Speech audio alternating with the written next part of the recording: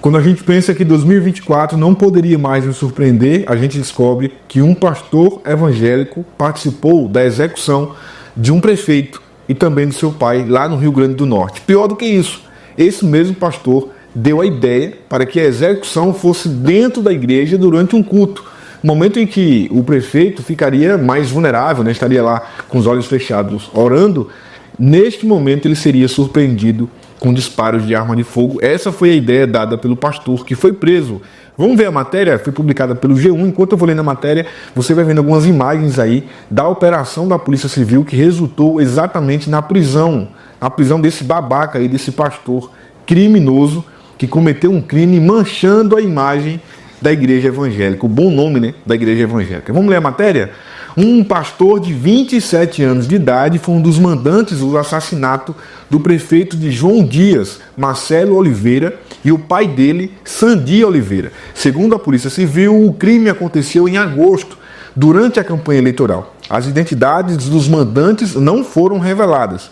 O pastor, de 27 anos, atuava em uma igreja evangélica da região e, de acordo com a Polícia Civil, ele está entre os 6 presos nessa sexta-feira, em nova fase da investigação do crime.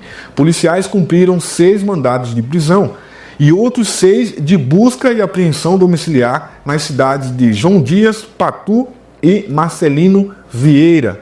De acordo com o delegado Alex Wagner, da Divisão de Polícia Civil do Oeste, o pastor teria auxiliado o grupo a tentar encontrar um lugar ideal para que o crime fosse cometido. A igreja evangélica, inclusive, chegou a ser pensada como possibilidade. Abre aspas, a questão do pastor é que ele ajudava na logística do crime, de encontrar o melhor local para cometer o crime, o momento mais adequado, explicou o delegado. Foi cogitado, inclusive, cometer durante o culto, onde Marcelo, o prefeito, visitava, porque era o momento que ele estava vulnerável, exposto, disse o delegado. Segundo a Polícia Civil, a operação recebeu o nome de Profanos, porque, segundo as investigações, o crime foi articulado durante um culto religioso. Caralho, que loucura, né? Durante um culto religioso, o camarada pensar, articular, planejar a morte de alguém. É por isso que eu disse, inclusive em entrevista durante um podcast, que dentro da igreja, dentro desse meio evangélico, às vezes é muito mais tenebroso do que lá fora, porque aqui dentro você não sabe o que esperar. Você não sabe, de repente o pastor é o mandante do assassinato, de repente o pastor é que manda matar você. Olha que loucura, cara. E, infelizmente, não é um fato isolado, né? Segundo a Secretaria de Segurança Pública e Defesa Social do Rio Grande do Norte, o inquérito foi concluído com o indiciamento de 8 pessoas como executores e outras 5 como mentores intelectuais do duplo homicídio.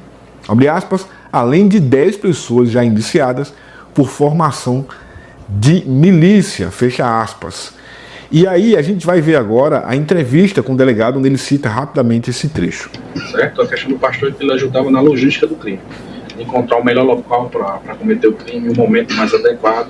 Se cogitou, inclusive, de cometer durante um culto que o Marcelo visitava, certo? Porque era um momento que ele estava vulnerável, exposto. E essa foi a divisão lá entre esses 3 participantes da logística e mandantes do crime. É isso, cara. E aí a gente vê o pastor, né? Olha o bucho dele, né, rapaz? 27 anos, tá precisando dar uma caminhada, né? Melhorar um pouquinho a saúde, entrar um pouquinho mais em forma. Esse é o camarada. O nome dele, infelizmente, não foi divulgado. A polícia foi na igreja. Olha que loucura, né? A polícia vai na igreja, porque foi na igreja o local onde esse crime foi planejado. E segundo a própria investigação, segundo a gente acabou de ouvir do próprio delegado, o plano, a estratégia é que esse crime ocorresse durante o culto. Não aconteceu durante o culto, mas aconteceu, né? O pai dele, o pai do prefeito e o prefeito, durante a campanha eleitoral, acabaram sendo executados por criminosos, e um desses criminosos é o pastor, que queria que o crime fosse dentro da igreja, enquanto o prefeito estivesse orando, né? Você sabe que período de campanha, o prefeito que nunca vai à igreja acaba indo. Então, nesse momento, ele ora, ele chora, ele faz tudo. Era exatamente nesse ponto, nesse momento, em que ele seria executado. Aí tem mais informações, por exemplo, mais informações sobre o que estaria por trás efetivamente disso, porque tem uma motivação, né? Tem uma motivação isso, obviamente. A ex-prefeita da cidade Damária Jacome, ou Jacome, que foi vice de Marcelo Oliveira, a vice de Marcelo Oliveira, e a vereadora Leidiane Jacome, irmã dela, também tiveram mandados de prisão abertos contra elas, mas não foram encontradas. Segundo a Polícia Civil, elas passaram a ser consideradas, obviamente, foragidas. Em nota, os advogados de defesa das irmãs informou que, abre aspas, reafirma a inocência de ambas e a ausência de qualquer relação com esses crimes, fecha aspas. Além disso, garantiu que Damária e a irmã não estão foragidas. Como não, né? Se não se apresentaram ainda, obviamente estão foragidas. Abre aspas, sequer sabiam dessa operação ou de qualquer mandado de prisão contra elas. Como é comum nesse período, a família viajou, informou a nota. Segundo o advogado, devido ao clima de insegurança na cidade, Damária achou por bem ficar longe durante esses dias que antecedem a posse da prefeita eleita, evitando com isso qualquer tipo de problema. O advogado disse ainda que Damária enviou para todas as autoridades denúncias de ameaças que ela e sua família estão sofrendo e, por segurança, todos saíram da cidade. Aí sobre o crime. Embora fosse conhecido como Marcelo, o nome do prefeito de João Dias era Francisco Damião de Oliveira, de 38 anos. Ele era candidato à reeleição e, junto do pai, estava visitando casas de apoiadores no fim da manhã do dia 27 de agosto, durante a campanha eleitoral, né? Por volta das 11 da manhã, no conjunto São Geraldo de João Dias, quando criminosos distribuídos em 2 veículos chegaram repentinamente ao local e atiraram contra os 2. Um segurança do gestor também foi baleado. O pai do prefeito, Sandi Alves de Oliveira, de 58 anos, morreu na hora, mas Marcelo chegou a ser socorrido e deu entrada com vida em um hospital de Catolé da Rocha, na Paraíba, mas não resistiu aos ferimentos. Segundo a polícia, ele foi atingido por 11 disparos de arma de fogo, execução, né? No mesmo dia, as forças de segurança do Rio Grande do Norte começaram a força-tarefa para prender os autores do crime. Além de suspeitos de envolvimento na execução, outras 10 pessoas foram presas, suspeitas de montar um plano de vingança pelo assassinato do gestor. Quer dizer, prenderam não só quem cometeu o crime, né, alguns dos que cometeram o crime, mas quem também queria revidar contra o grupo rival.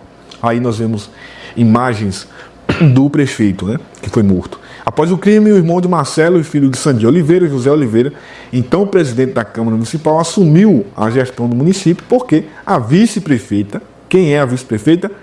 Damária Jacome, estava impedida pela justiça. Ele abriu mão da candidatura à reeleição ao cargo do vereador. A esposa do prefeito morto, Fatinha de Marcelo, foi escolhida como a candidata do União Brasil em substituição do marido e foi eleita no dia 6 de outubro. É óbvio, né? Uma situação como essa acaba que as pessoas entendem que foi uma grande covardia e aí o candidato que se apresenta na sua sucessão acaba sendo eleito. Foi assim em vários casos no país, né? Sempre que acontece uma tragédia como essa, acaba-se que cria-se uma comoção. Basta ver, por exemplo, como foi a eleição do presidente Bolsonaro, o que aconteceu, por exemplo, em Pernambuco, né, quando, às vésperas da eleição para governador, o esposo da então candidata Raquel faleceu, não tem nada a ver com violência, mas acabou falecendo, e aí, obviamente, cria-se toda uma comoção, e aí o povo acaba votando. E acabou que a Raquel foi eleita lá também. Enfim, acontece muito isso. Mas o fato é esse, né? O que diabo um pastor vai se envolver com política? E quando eu falo nesse canal sobre isso, dizem, não, mas tem que se posicionar, de fato, precisa aparecer, precisa mostrar que a gente não está... Olha aí, todos fazem isso? Não, é claro que não, né? É óbvio que não.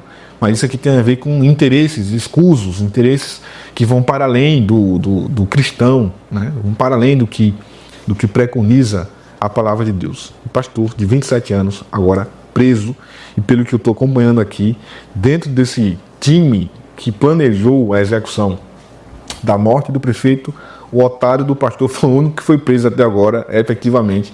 Os outros são presos ligados à vingança, né? Ele, por exemplo, a vice que seria beneficiada, mas não foi porque estava impedida de assumir, e também seria sido autora do crime, fugiu, né?